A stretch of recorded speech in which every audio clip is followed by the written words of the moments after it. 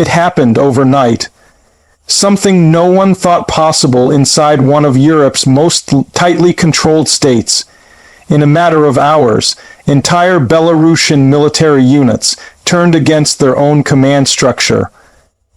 Bases once loyal to President Alexander Lukashenko's regime suddenly went silent.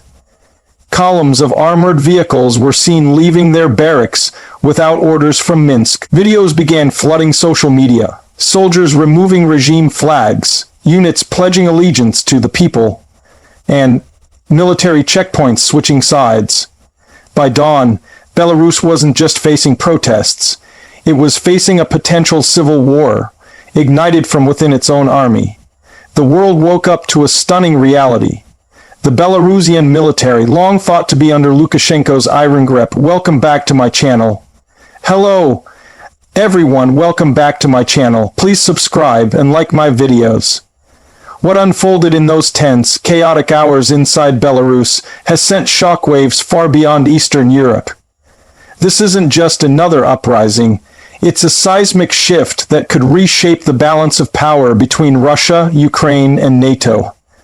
For decades, Belarus has been Moscow's closest ally, a loyal satellite state that provided Vladimir Putin with strategic depth and a launch pad for Russian forces. But when the soldiers who once guarded Lukashenko's rule suddenly mutinied, everything changed. It all began quietly.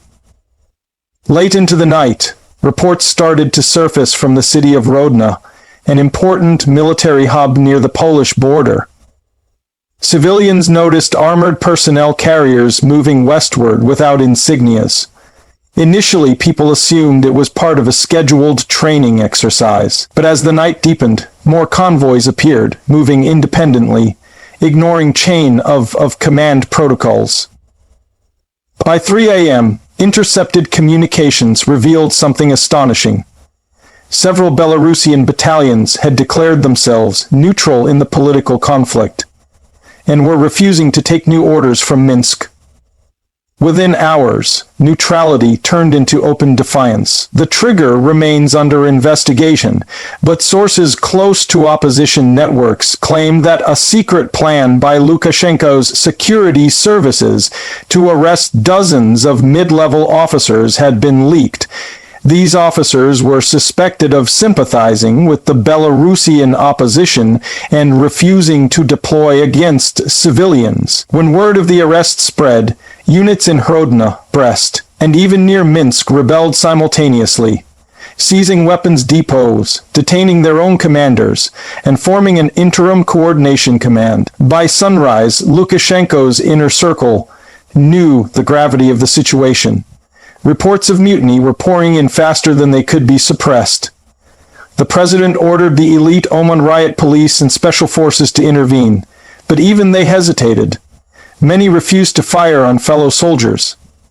Intelligence leaks suggest that several high-ranking officers classificants and smuggling out classified documents, with Irlide coordinating with regime activists abroad. New regime activist proof. What makes this event truly historic is not just the rebellion itself, but how quickly it spread. Within 12 hours, the rebellion had reached at least 7 garrisons. Social media was filled with grainy videos of soldiers standing with civilians, waving the banned red-white Belarusian flag, a powerful symbol of resistance. Opposition leader Svetlana Tsikhanouskaya, exiled in Lithuania, released a statement calling the soldiers heroes of the nation. She urged them to defend Belarus, not the dictator. Meanwhile, panic erupted in Moscow. The Kremlin, already strained by its war in Ukraine, saw this as a potential catastrophe. If Belarus descends into chaos, Russia loses a key buffer zone and possibly a bliste NATO on another unstable frontier. Russian state media quickly labeled the uprising a Western provocation, blaming Poland, Lithuania, and Ukrainian intelligence for allegedly infiltrating Belarusian ranks.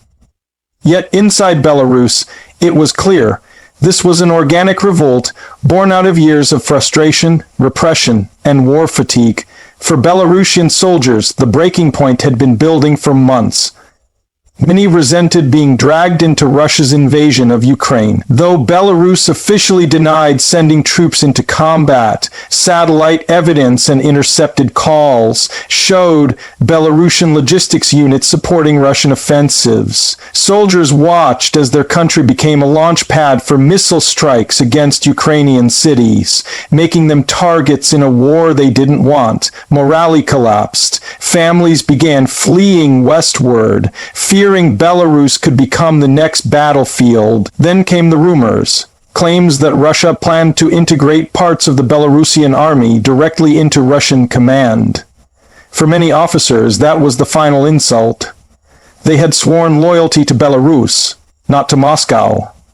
According to insiders, several colonels and captains began secret meetings in late September, discussing how to resist without provoking outright war. Their plan was simple: refuse to obey legal orders from taking bases and prevent Russian troops Revolts, Prahus from taking control. But the sudden arrests ordered by Lukashenko accelerated their timeline. What was meant to be a quiet act of resistance exploded into a full-scale mutiny. As the situation unraveled, Belarusian state TV went offline in several regions. Independent journalists reported blackouts in communication lines. The government's information ministry had declared martial law, claimed the formed agents had infiltrated the armed forces, but no one believed that anymore. Videos posted from inside military bases showed Belarusian soldiers speaking directly to camera. "We are not against Belarus, we are against tyranny." The statement spread like wildfire across Telegram and X, gaining millions of views in hours. On the ground, the atmosphere was electric and dangerous. In some cities, civilians began joins of soldiers, makeshift barricades and supply lines. Others fled, fearing an all-out crackdown. Eyewitnesses described scenes reminiscent of the Arab Spring, crowds cheering as soldiers refused orders to disperse them, tanks decorated with resistance flags, chants of freedom for Belarus echoing through city squares. The regime's response was swift but fragmented. Lukashenko appeared on national television, visibly shaken but defiant. He called the soldiers traitors manipulated by the West, vowing to crush the mutiny within hours. He demanded Russia's immediate assistance under the Joint Defense Agreement. But here's where things took an unexpected twist. Putin hesitated. At that moment, the Kremlin was dealing with its own crises. Ukrainian drone strikes deep inside Russian territory, manpower shortages, and growing dissent among its mercenaries. Putin couldn't risk committing large numbers of troops to Belarus while fighting on multiple fronts. Instead, Moscow dispatched advisors and intelligence teams, but no major reinforcements. Lukashenko realized he might have to fight this war alone. Inside Belarus, the power balance began to tilt. The mutineers secured several key installations, including a major air defense base near Baranovichi and parts of the Western Logistics Command. Civilians reported military helicopters switching sides mid-air, refusing to bomb rebel positions. State TV continued to claim that the situation was under control, but the truth was undeniable. Lukashenko's grip was slipping fast. Internationally, the reaction was mixed but intense. NATO convened an emergency session to assess the risk of Russian intervention. Poland raised its border alert level, preparing for possible refugee flows. Ukraine, still battling Russian troops, cautiously welcomed the mutiny, calling it a sign that dictatorship is collapsing. Meanwhile, Western analysts compared the uprising to the Wagner mutiny in Russia, but with potentially far greater consequences, because this time the rebellion wasn't led by mercenaries. It was the national army itself. For decades, Lukashenko had ruled through fear and loyalty. But both were crumbling. Soldiers once considered loyal were now calling for new elections, the release of political prisoners, and even constitutional reforms. Their message was clear. Belarus should not be Russia's puppet. The uprising had awakened something deeper. a sense of national identity, long suppressed by authoritarian control. But rebellion is never simple. Within 48 hours, loyalist forces regrouped.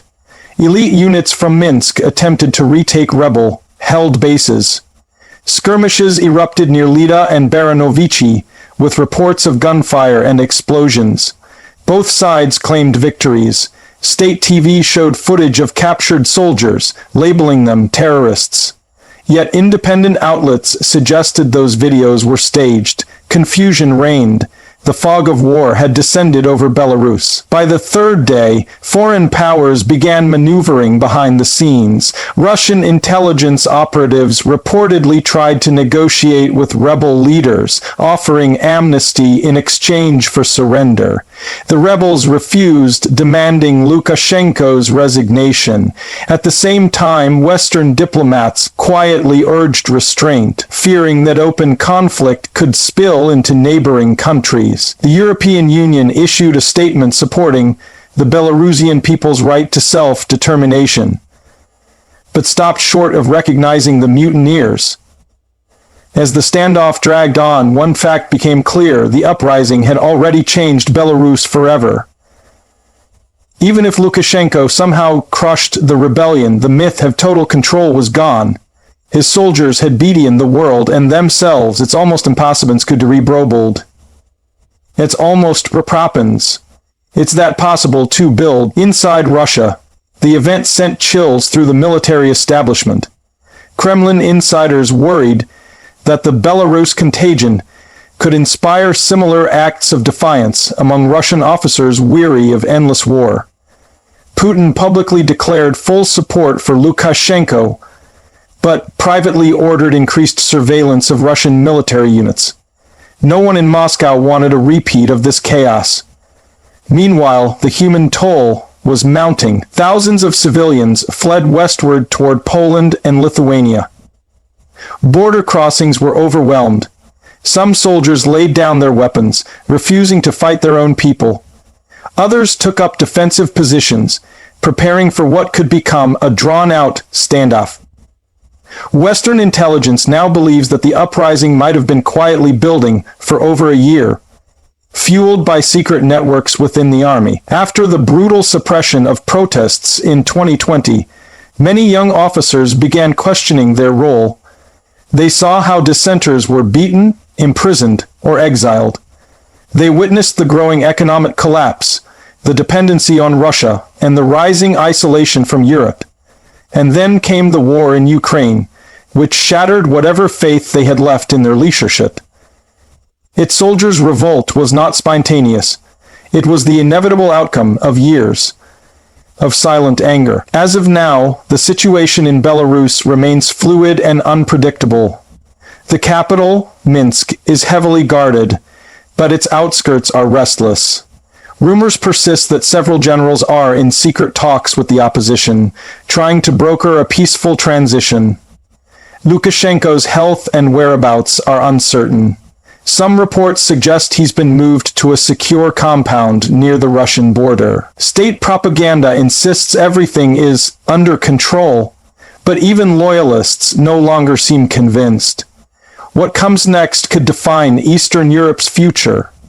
If the rebellion succeeds, Belarus could pivot away from Moscow, opening the possibility of democratic reform and closer ties with the West. If it fails, it could trigger an even harsher wave of repression and possibly invite direct Russian intervention. Either outcome will ripple across the region. Ukraine would gain a new strategic advantage if Belarus breaks free from Russia's orbit.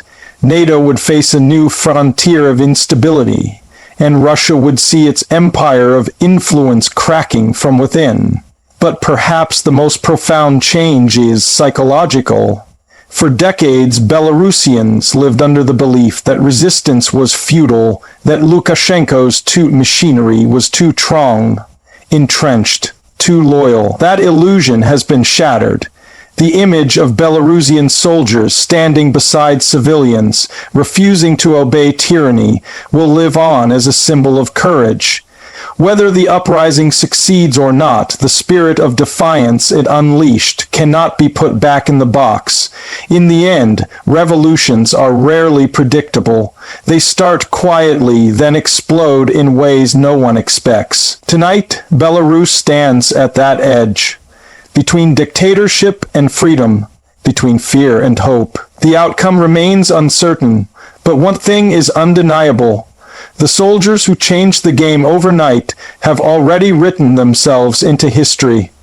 Their actions have forced the world to look at Belarus not as a silent, obedient neighbor of Russia, but as a nation struggling to define its own destiny. As the smoke clears and the world waits for what happens next, one question echoes across Eastern Europe. Was this the beginning of the end for Alexander Lukashenko, or the beginning of something much bigger? Because sometimes history doesn't ask for permission, it just arrives. In the middle of the night, with soldiers refusing orders, flags changing, and an entire regime trembling before dawn. And for Belarus, that dawn has already begun.